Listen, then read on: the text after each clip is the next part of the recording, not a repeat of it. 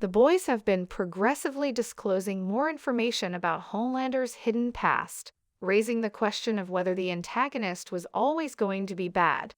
Homelander, portrayed by Anthony Starr, is the most formidable superhero in the world of the boys and the commander of the Seven. In addition, he's a petty, spiteful, and narcissistic powerhouse who has shown a strong willingness to kill anyone who he considers to be a threat, let alone irritation. Homelander has established himself as the most dangerous character of the boys over the course of the show's 4 seasons, as well as his appearances in spin-offs like Gen V and The Boys, diabolical. But it's debatable whether or not he was destined for that particular job from the beginning. The boys have looked into a number of topics, such as the value of nurture over nature and the corrupting effect of power. The boys have been subtly investigating the possibility that Homelander was ever anything other than the monster he's turned into, considering his lonely and mistreated upbringing. Wisdom of the Ages in Season 4 sheds more light about Homelander's early mistreatment under Vought, which ultimately contributed to the monster he has become. This begs the important question of whether Homelander was consistently wicked.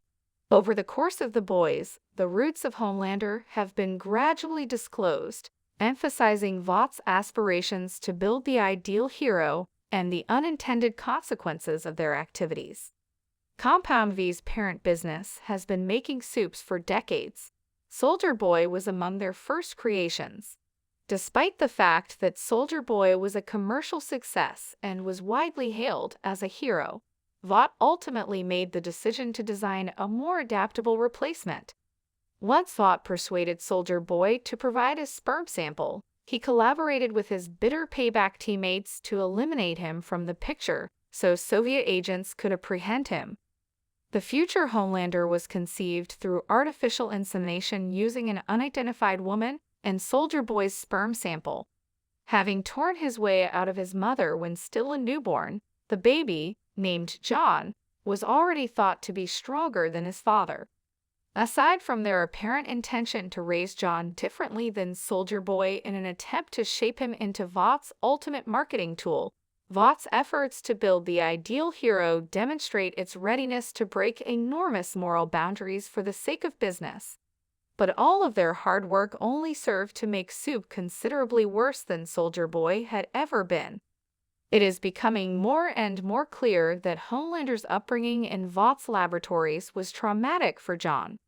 Despite his initial impression of being a sweet child, the company's highly harsh and rigorous testing methods were designed to make him the strongest soup ever, and as a result, he was forced to develop his combat skills by fighting other soups. In Wisdom of the Ages, Homelander returns to the lab in Season 4, when it is revealed that scientists will test Homelander's endurance by placing him in an incinerator. But his training involved more than just physical suffering. Throughout the years, he also experienced a great deal of mental pain. John spent hours in front of patriotic images projections that distorted his view of the outside world and himself, conditioning him to be the epitome of the American hero. Wisdom of the Ages indicates that the lab technicians mistreated the strong child by making fun of him and ignoring his cries for assistance. This turned the innocent youngster into a monster. In The Self-Preservation Society, a scene from Season 1, Jonah Vogelbaum expressed regret to Homelander, claiming that John should have been nurtured by a loving family rather than in a terrifying lab.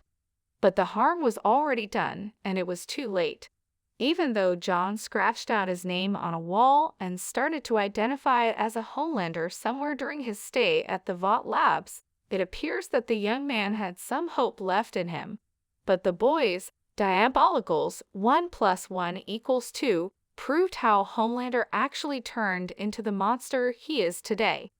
The Boys executive producer Eric Kripke has confirmed that the episode, which centers on Homelander's first mission as a superhero and public debut with the Seven, is canonical within the Boys universe. The nature of evil and how it originates is one of The Boys' major theme questions. Individuals such as Ryan have grappled with their capacity for both virtue and vice, with his upbringing and external factors seemingly playing a decisive role. After receiving emotional abuse from his father, who disregarded him, Soldier Boy decided to become a hero in order to disprove his father. Similarly, the dearth of affection and long list of mistreatment John endured as a child caused him to become a violent Homelander. Perhaps Homelander's villainous nature wasn't necessary in the end. He may have been a real hero given the correct treatment. All of that, nevertheless, does not justify Homelander's current state of affairs or his past actions. Those environment helped shape him into someone who would gladly kill a woman in front of her kid or let hundreds of innocent civilians perish. John may not have always been destined to be evil. It emphasizes how evil is something we can create in ourselves and in others, and it fits into the boy's larger investigation of nature versus nurture.